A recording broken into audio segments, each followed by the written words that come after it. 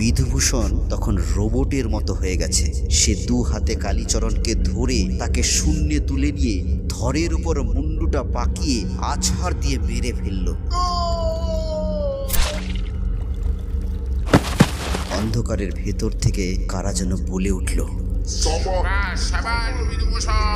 শ্রদ্ধেয় শ্রোতাগণ, প্রতি বৃহস্পতিবার মজার মজার গল্পের স্বাদ পেতে আমাদের দি গল্পের জগৎ ইউটিউব চ্যানেলটিকে লাইক, শেয়ার এবং সাবস্ক্রাইব করুন ও বেল আইকনটিকে অবশ্যই ক্লিক করুন। গল্পের জগতের আজকের পরিবেশনা বিখ্যাত সাহিত্যিক ষষ্ঠীপদ চট্টোপাধ্যায়ের লেখা 50টি ভূতের গল্প থেকে নেওয়া চাপাডাঙ্গার বাদ। গল্প পাঠে নিতাই, রনি এবং দিলীপ।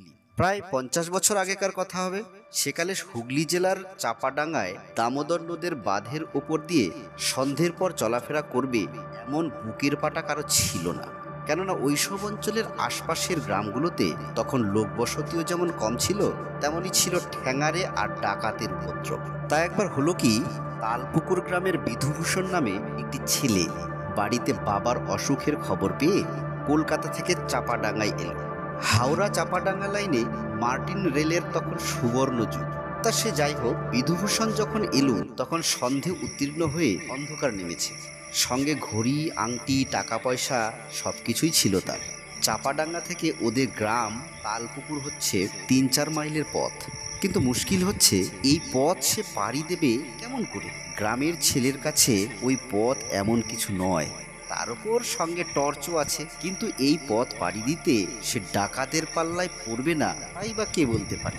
অথচ বাড়ির এত কাছাকাছি এসে স্টেশনে পড়ে থাকতে কি মন চায় কারো? অবশেষে অনেক ভাবনা চিন্তার পর ভাগ্যে যা আছে তাই হবে মনে করে ভগবানের স্মরণ নিয়ে বাঁধের পথ ধরল বিধুভূষণ। বেশ আসছে এইভাবে বেশ কিছুটা পথ আসার পরই ভয়ে বুক শুকিয়ে গেল তার। বিধুভূষণ দেখল একজন লোক লণ্ঠন হাতে ওকে পথ দেখিয়ে ওর আগে আগে চলেছে। সে কি নিকষ অন্ধকার, শুধু কয়েক মুঠো জোনাকির আলো আর ওই লণ্ঠনের আলোটি ছাড়া ছুটি নেই। ওর হাতে টর্চ থাকলেও সেই টর্চের আলো জ্বলছে না। অথচ দেশে আসবার আগে নতুন ব্যাটারি ভরে নিয়েছে। সেই ঘন অন্ধকারে লোকটির সারা শরীর ঢাকা, শুধুমাত্র লম্বা লম্বা পা দুটি ছাড়া তার শরীরের কোনো অংশই দেখা যাচ্ছে না।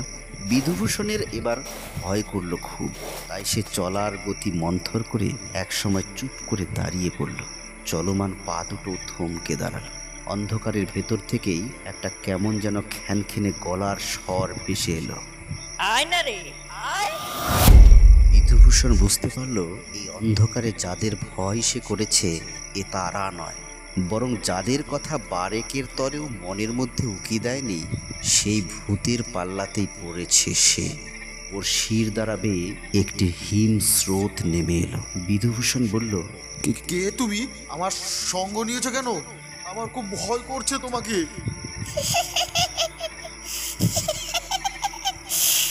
ভয় নেই রে, আয় আমার সঙ্গে। বিধুভূষণ সম্মোহিতের মতো আবার চলতে লাগলো তার পিছু পিছু। বেশ কিছুটা পথ যাওয়ার পর দেখলো অন্ধকারে রাস্তার মাঝখানে কয়েকটা ছায়া শরীর পথ আগলে বসে আছে। তাদের চোখের ভেতর থেকে লাল নীল কুড়ির মতো আলো জ্বলছে। তারা বলল,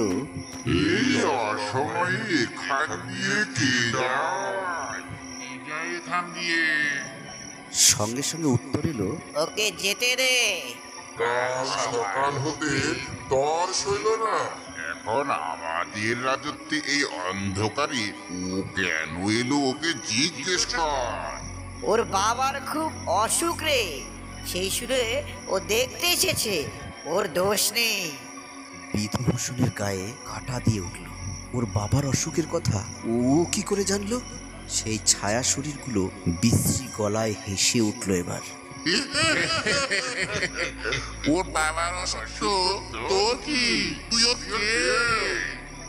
বলার সঙ্গে সঙ্গেই সেই লণ্ঠনধারীর মুখ থেকে আগুনের একটা হলকা ছুটে গেল ছায়া শরীরগুলোর দিকে।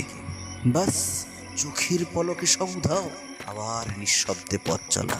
যেতে যেতে হঠাৎই একসময় দেখতে পেল মশাল হাতে ভয়ঙ্কর চেহারার কিছু লোক বন জঙ্গলের ভেতর থেকে বেরিয়ে এসে বাঁধের পথ ধরে এগিয়ে আসছে। যারা আসছে তাদের শরীর আছে, আর কি ভীষণ চেহারা তাদের। বিধুভূষণ বুঝতে পারল আজ আর নিস্তার নেই তার। কালীচরণের পাল্লায় পড়েছে সে। ওরই দলবল এসে আক্রমণ করবে এবার। ভয়ঙ্কর ডাকাত কালীচরণ, যার প্রাণে কোনো মায়া মমতা নেই। দলের পুরোভাগই তখন কালীচরণ ছিল। গম্ভীর গলায় হাঁক দিল, সঙ্গে সঙ্গে লণ্ঠনধারী তো তখন উধাও। বিধুভূষণ বলল, আমি তালপুকুর গ্রামের ছেলে। আমার বাবার খুব অসুখ, সেই অসুখের খবর পেয়ে আসছি। আমাকে যেতে দাও কালীচরণ, আমাকে যেতে দাও। কালীচরণ বিকটভাবে হেসে উঠল।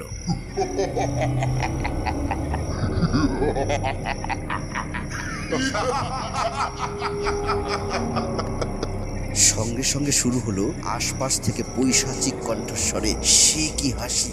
সে এমন হাসি যে হাসি আর থামতেই চায় না। কে হাসে? হাসে ওরা? কে?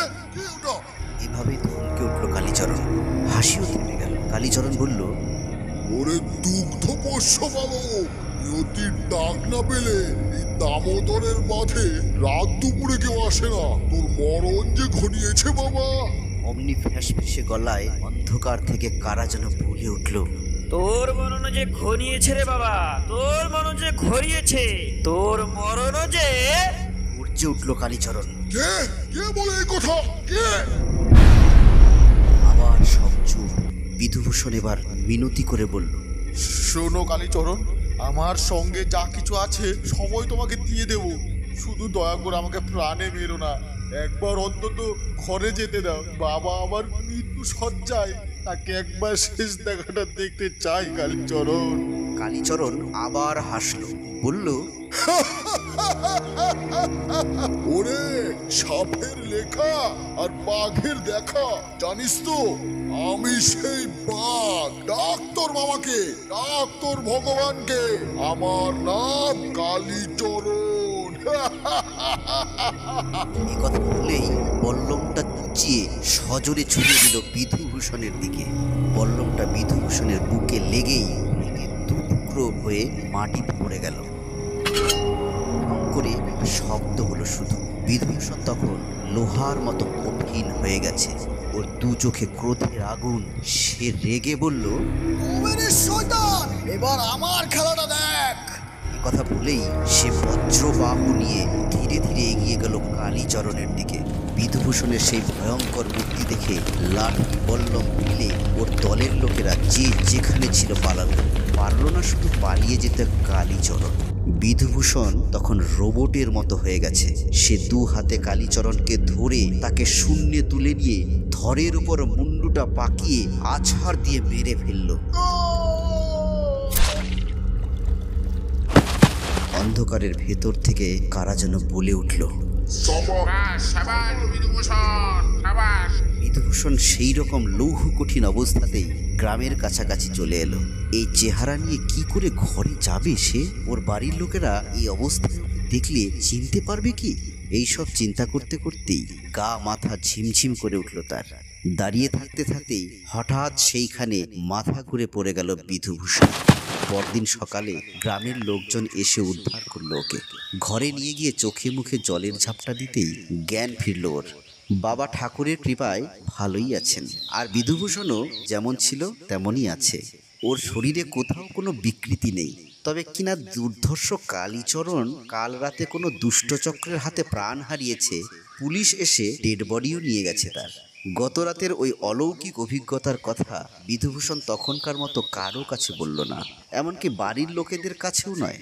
বলা যায় না কি থেকে কি হয়। সকলকে ভূতের গল্প শোনাতে গিয়ে শেষকালে খুনের দায়ে ধরা পড়বে কি? তবে সেই থেকে বিধুভূষণ আর কখনো ভুলেও রাত্রিবেলা ওই পথে আসে। আমাদের আজকের পরিবেশনা এখানেই সমাপ্ত হলো। সঙ্গে থাকুন, সুস্থ থাকুন।